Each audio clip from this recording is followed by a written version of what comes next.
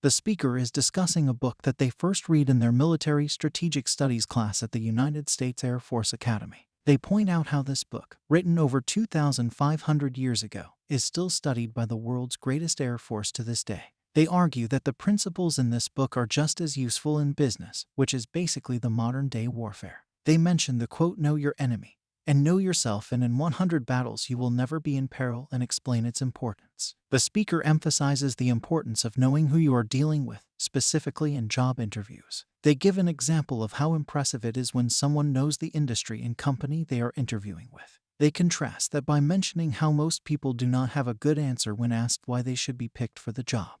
They also point out how often people walk into an interview not having any idea about the company or the people they're dealing with, which can be detrimental to their chances. The speaker also mentions the idea of avoiding what is strong and instead attacking what is weak. They use the example of Jen, who goes into a company and sees that everyone is really good at answering the phone. Jen wants to work hard and be better than everyone else at answering the phone, but the speaker argues that this is not the right approach. There are already people in the company who are good at answering the phone, so instead of competing in that area, Jen should find something that she can excel at that others may not be as good at.